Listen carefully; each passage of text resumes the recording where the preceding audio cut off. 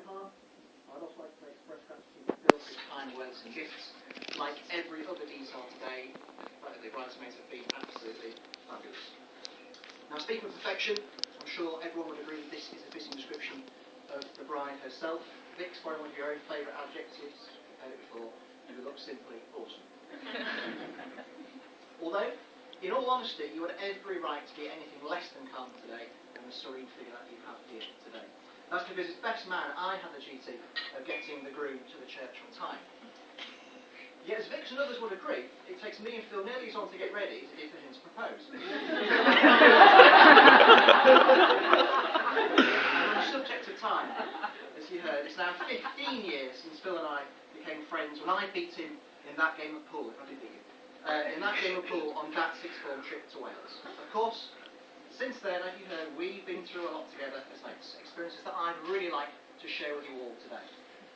Unfortunately, being as image-conscious as his hero David Beckham, Phil has used a super injunction to prevent me from speaking about certain topics, namely Gran Canaria 1999, Tenerife 08, and both Amsterdam 2011 and 13.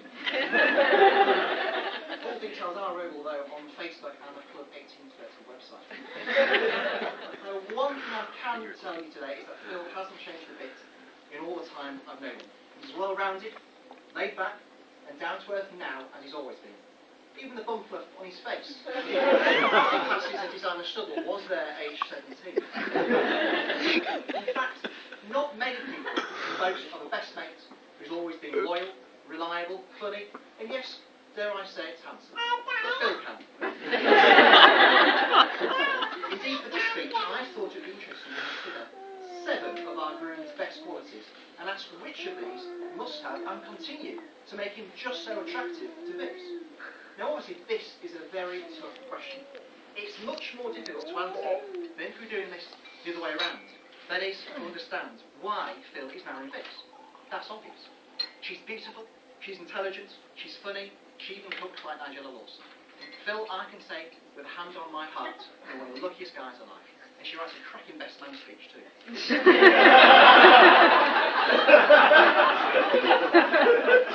But anyway, on with our task. The first quality of Phil's that has to be admired must be his academic nature.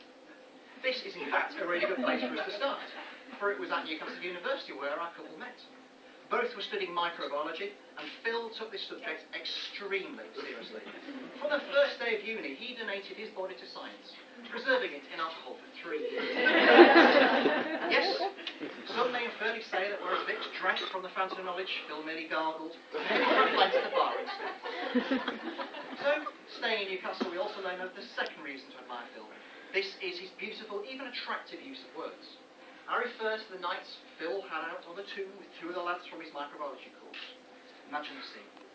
Staggering through the big market, supporting each other to stay upright, the 3 lads left passing girls in no doubt which science subject they were studying by perhaps unwisely chanting, "We are micro boys!"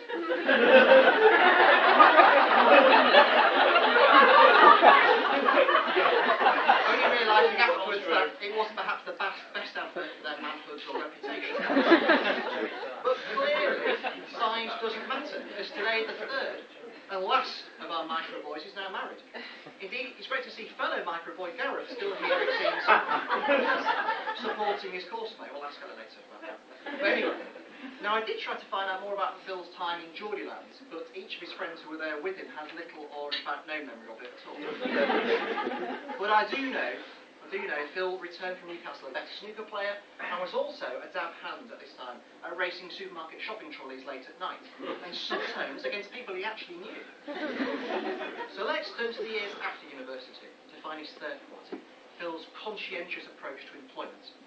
Yes, deeper than this man is an unbridled passion, energy, well, and drive for hard work, just artfully concealed. This was most in evidence when he was selected for a week-long jury service at Bradford Crown Court. Phil loved this. Time away from the toil of the day job in the NHS, and the jury waiting room even had a pool table. Just a pity then that he found the accused not guilty quite so soon. The case was all wrapped up after only 3 days, and the jury were told they were no longer required for the rest of the week.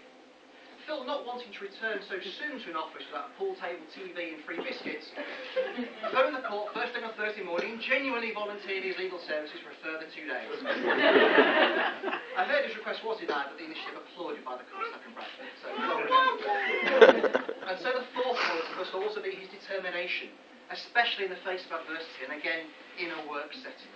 Just look at the way he dragged himself back to, well, not to work actually, after our Tenerife trip in 2009, feeling a little worse for where he was after we landed at Leeds Bradford Airport. Phil, showing true East Yorkshire grit, went against his own best advice and drove all the way to his office, only to phone his boss from the car park and declare he had bird flu.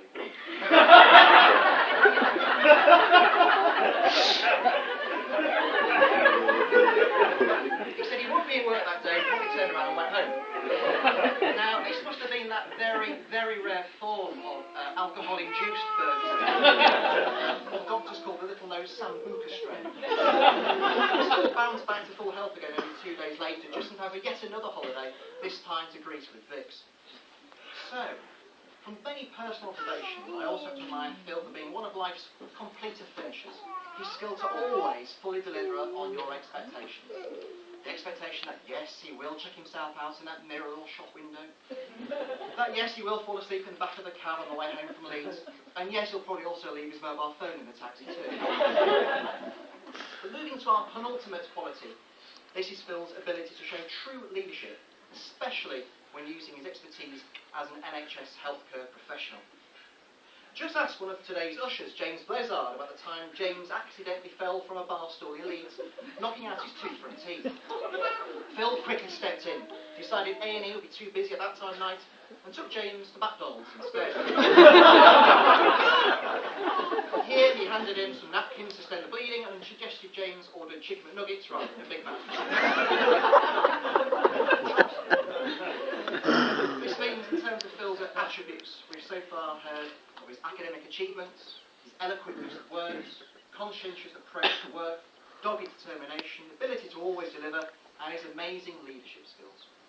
But what is that last quality we're going to look at? Well, I thought it'd be interesting to see what the man himself had to say, so I asked him. Phil replied an email that he believed the features that Vix finds most attractive, and I'm quoting here directly, are his easygoing personality and awesome dance moves. Lucky for us all then, folks, we'll be able to judge things for ourselves for a little while. And as someone who has witnessed Phil's fancy footwork before, can I just reassure everyone here, including the doctors that I do know we have here this afternoon, the movements you see are completely voluntary. But anyway, nip taken aside, Phil is a true mate who never ceases to amaze me with his kindness, unflappable nature, and ability to be there when I or others have ever needed him. He's a super guy and, frankly, something of a role model of a friend, I think. With Vix, he forms one half of a genuine and impressive partnership that I always and continue to admire. As a couple, they are a great team, fun to be around, and surely provide the perfect case study of what marriage should look like. Ladies and gentlemen, it is a great pleasure to say, can you please return for the very final time and raise your glasses to our bride and groom, Phil and Vix. Phil and Vix.